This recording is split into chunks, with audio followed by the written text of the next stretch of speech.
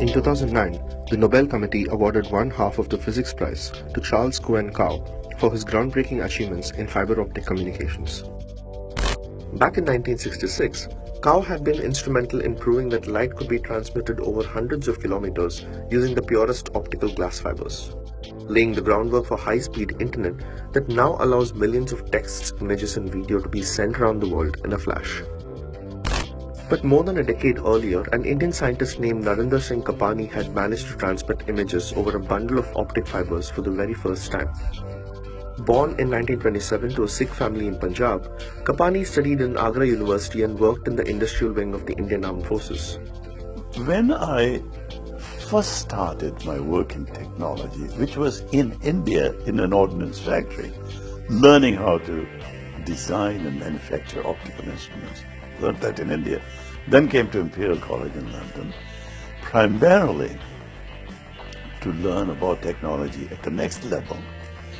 And a year or two later, I was supposed to go back to India and start my own company.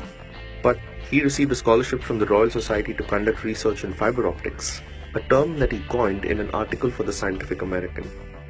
I worked for about a year and a half on trying to make glass fibers and align them in a way so we can show that they can transmit light and images together. Recognizing his breakthrough work, his professor, Harold Hopkins, pushed him to do a PhD in optics, much to Kapani's surprise.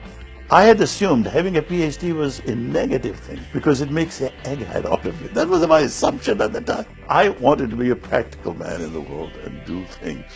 I was getting ready to come back to India, and I had actually met Nehru, who wanted me to become the scientific advisor of Ministry of Defense, and that I thought was quite interesting. But soon after, while presenting the very first publication on fiber optics in a scientific conference in Italy in 1956, Kapani met an American professor who convinced him to move to the US. And so I came to University of Rochester as a faculty member. And one year led to another, which led to a job, which immediately got me into entrepreneuring. And instead of starting a company in India, I ended up starting my first company in this area, in Palo Alto. And started in 1960 and took it public in 1967. Kapani went on to publish more than 100 research papers on optoelectronics and obtained a similar number of patents to his name. So, when the Nobel Committee omitted his name and included only Charles Kao, many scientists were surprised, especially since the committee had acknowledged Kapani's groundwork in a detailed publication about the 2009 Physics Prize.